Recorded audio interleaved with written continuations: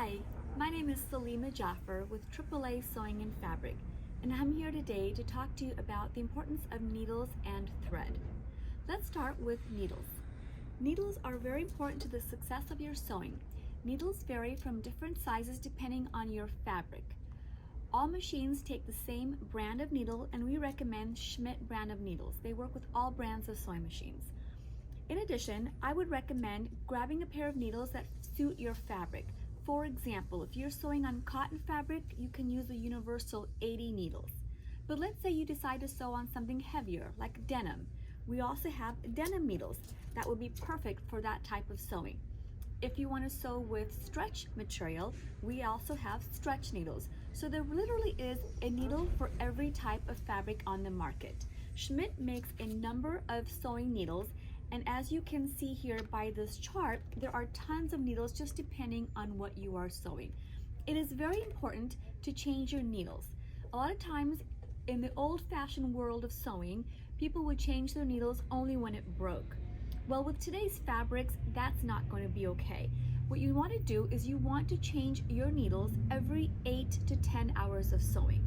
That's right, 8 to 10 hours. It is very important that you do so that your needle will go and penetrate through your fabric with just the right sharpness. What happens is with today's fabrics, needles dull. And when needles dull, they don't go through your fabrics. And when that happens, you can tend to cause your machine to go off time very easily. So timing then becomes an issue. So you want to make sure needles are very important and to change them often. Thread is also very important to the success of your sewing. You want to make sure that you use good quality thread. Good quality thread will give you nice, precise stitching, as well as it's good for your machine. When you use poor quality thread, the thread will get caught up in the tension assembly, thus giving you either loose threads or skip stitches or just an uneven look. So thread is very important. We recommend using Mettler brand of thread. Mettler is a very clean thread. It comes in polyester thread as well as cotton. Polyester comes in the small size, the large, as well as the extra large. We also have cotton. Cotton comes in the small and the large. So it's really important when they say that it's 10 spools for $1, there's a reason for it. It's not good quality. So please, when you are sewing, to really have a successful experience, please use good quality thread, and you will see your machines will love you for it. The first thing we're going to do is wind a bobbin. To do so, we take our bobbin and put it right here on our bobbin winding mechanism. So we're going to go ahead and set the bobbin down. We take our thread, starting from the spool pin, and we're going to go down to this tension assembly right here. So we'll come across, and then we're going to come up on the tension discs, and you want to make sure that your thread is nice and taut and it's going around your tension disc, just like that. You come over here, and you can do it a couple of different ways. You can wind about 7 or 10 rounds around the bobbin, or you can simply just put the thread. You can make a little loop here, and there is a hole in the bobbin, so you want to just go ahead and put your thread through the hole, and then go ahead and put your bobbin back down in the casing.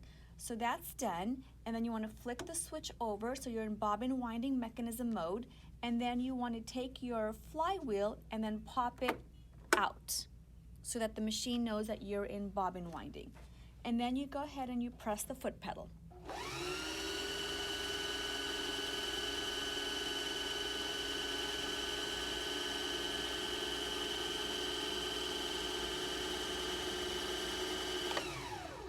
We'll take our thread from our spool pin, take it to the left underneath this tension assembly, and you notice that I'm holding my right hand, the thread nice and taut, and I'm going down and I'm following the numbers. So I'm going down and coming around to number 2, coming up to the take-up lever and threading the take-up lever to number 3, and then coming right back down. Once I get to this position here, there's one more guide, which is right down in here, and you want to go ahead and just floss that thread behind the guide. Once you've done that, now you can go ahead and put your presser foot down so it gives your thread some nice tension. The machine does have a needle threader to thread your eye of the needle for you, and to do that, you must be in a straight stitch mode and the needle must be in the highest position so that when the lever comes down, it matches up with the hole in the needle. So my take-up lever is all the way to the highest position. I'm going to bring this lever down and I'm going to catch my thread on the hook of the needle threader and then position it right underneath the pin, which has proceeded to go through the eye of the needle. And then I will slowly release and you can see it caught through and my needle is automatically threaded. So you want to just go ahead and pull the thread so it's through the eye of the needle. Now you want to go ahead and bring up your bobbin thread, so you want to turn your flywheel towards you. You always turn your flywheel towards you until this is at its highest position. Once the take-up lever is at its highest position, you notice your bobbin thread has come to the top. Then you would just go ahead and grab your thread, lift up your presser foot so you can feed the thread in the back of the foot, and now you're ready to go ahead and close the bobbin case compartment. To navigate through the different stitches on the machine, you have one main dial, which is your stitch selector dial. You want to go ahead and match up the letters to the letters that are sitting right across the top of your machine. So for example, if you wanted to do a zigzag, you see zigzag is stitch number C. You would turn this so that you have stitch number C on your stitch selector. If you wanted to do a blindhem, stitch number F, you would turn this so that you have your stitch to number F, and so on and so forth. It's just that easy to navigate your stitches. So for example, let's go back to our zigzag, which is number C, C for zigzag. Now, once I have my stitch selected, this is my length control. So I can go ahead and make my stitches longer by increasing the number, or make my stitches shorter by decreasing the number. In the same instance, I have a width control right up here at the top. I can go ahead and make my stitches wider or make my stitches narrower. So that's how I control all of my stitches. If you want to be at an average in the middle, you want to be between 2 to 3 on both the length as well as the width. To do a straight stitch, we are going to be at stitch A, which is your center needle straight stitch. So I've gone ahead and turned it to A, and my stitch length is between 2 and 3. I'm going to go ahead and put my fabric under the presser foot and simply just press the foot pedal. If you'd like to go in reverse, you simply press down on the lever while holding down the foot pedal, and you go in reverse. When you get to the edge of your seam, you want to take out your fabric. You must, and I repeat, you must turn your flywheel towards you. You want to turn your flywheel towards you until your take-up lever is at its highest position, because that way the machine has finished running a cycle, and when you lift up on your presser foot, your fabric can gently be released. If you try to release your fabric while this is in a different position, it hasn't completed its cycle and you are going to jam up your machine. So you really want to make sure that you turn your flywheel towards you until your take-up lever is at its highest position. And then you simply just cut your fabric and you have made your first seam. To do a zigzag, simply turn the stitch selector knob to the letter C. We're going to leave our stitch length to go between 2 and 3 and our stitch width between 2 and 3. So let's take a look at how that looks.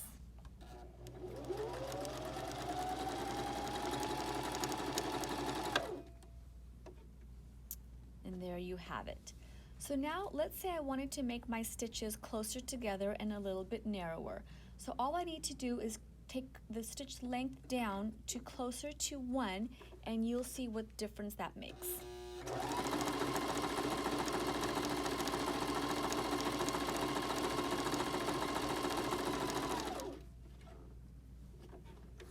And there you have it, a narrower zigzag. The next stitch we are going to do is the elastic stitch, and to do so you want to turn the stitch selector to the letter D, and you take a piece of elastic and we're going to zig and zag right over this elastic. The nice thing with this stitch is when you pull on your elastic, the thread will not snap or break.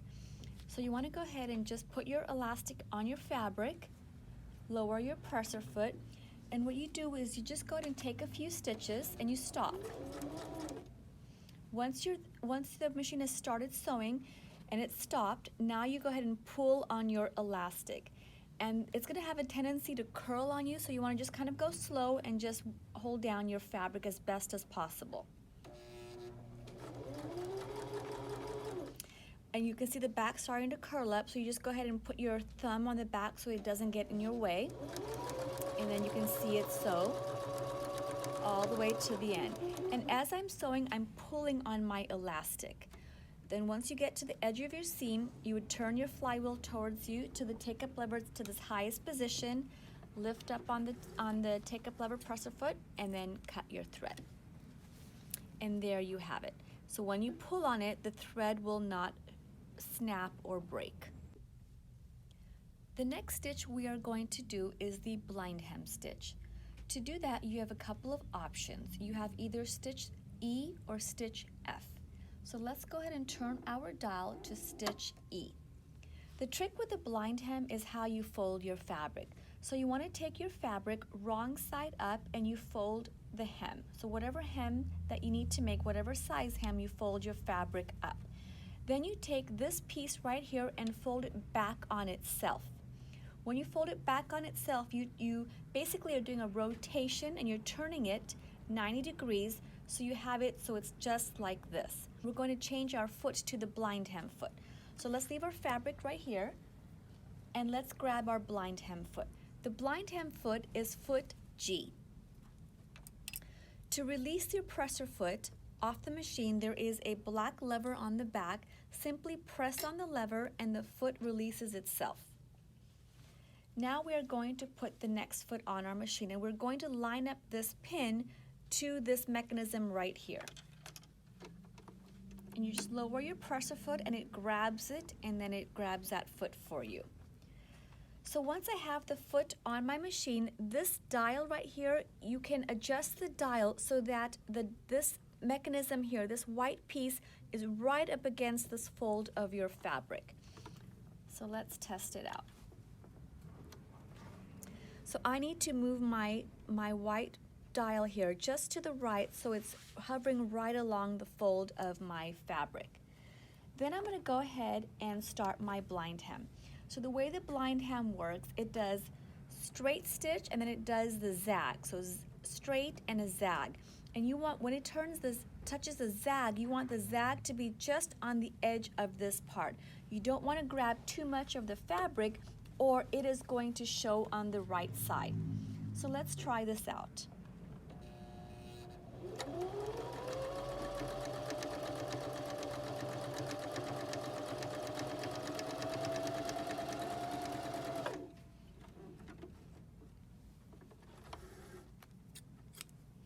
So then when you go ahead and you put your fabric up, you have your blind hem all done. The next stitch we're going to do is a triple straight stitch. A triple straight stitch is on the second row of stitches, and it's the very first one here in purple. So to access this, we're going to simply turn our stitch selector dial to the letter A. Once we do that, we need to go ahead and access the second row. To do so, we want to use our stitch length control dial and simply turn it until you see the word SS. SS stands for stretch stitches.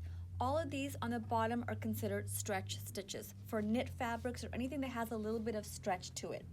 The nice thing with this triple straight stitch is it repeats itself on top of each other a couple of times, so giving it a nice secure seam. So let's go ahead and take a seam. Do you see the machine going forward and reverse, forward and reverse? So it is a nice strong seam.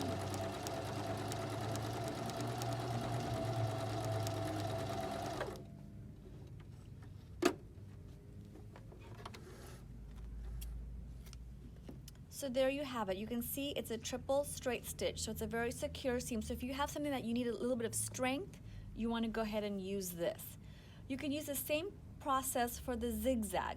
So if I turn it to the letter C and I do the same thing, it's going to repeat that stitch on top of each other 3 or 4 times, giving it some security.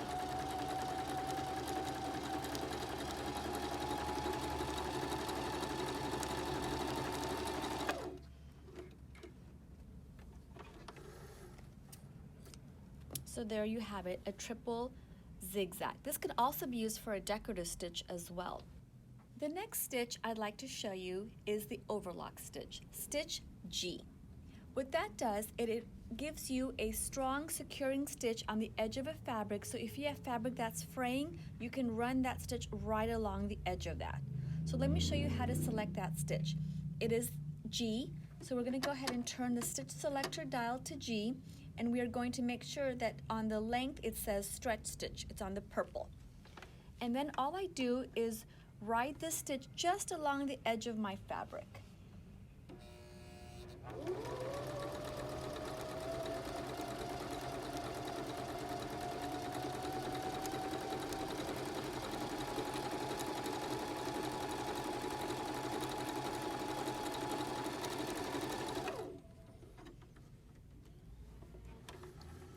So there you have it. You can ride that stitch just along the edge of the fabric to prevent it from fraying even further.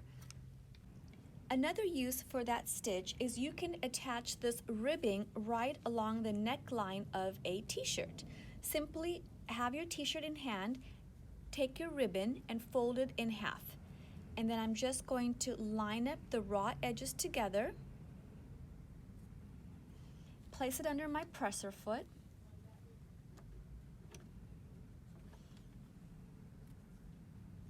and I'm going to go ahead and start my machine, and I'm going to stop just as soon as I start and take a few stitches. Once I've gone ahead and started the machine and I've caught the fabric, then I'm going to go ahead and pull on this ribbing. The reason being is your neck is always going to be a little bit tighter than the rest of this seam. So I'm pulling on my ribbing and I'm going to go around this curve here. So you want to go a little bit slow so you make sure that you take this curve nice and easy. And I stop every once in a while to reposition my ribbing.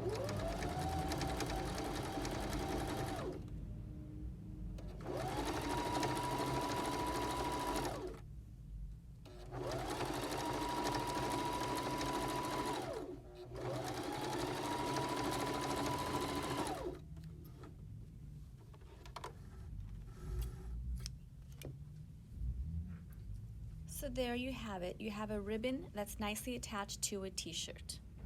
Now it's time for a buttonhole. To do a buttonhole, you do the following steps. You turn your stitch selector the opposite way that you normally would until you see the picture of the buttonhole. Then you turn your stitch dial until you see the buttonhole right up at the top. The next thing you do is you take out your buttonhole foot and you push this plastic lever until your button fits inside that space. Once it fits inside, you close it down so the buttonhole is nice and tight in that space. You want to go ahead and attach your foot onto your machine by snapping it in place.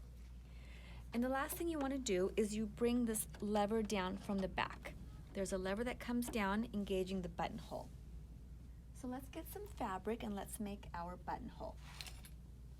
So all you do is put your fabric underneath. The buttonhole does start from the front and work its way to the back, so you want to make sure you have enough fabric in the back. Lower your presser foot and go ahead and press your pedal. So what the machine is going to do is it's going to go back on one side, on the left-hand side, all the way down till the end of the buttonhole and then come up to the top. When it comes to the top, it'll just sew in place and you just stop the machine and you are done. Your first buttonhole is done. To make additional buttonholes, what you need to do is you need to go ahead and turn the reset dial and then turn it back to buttonhole. And then simply put your fabric underneath the presser foot again and then sew again.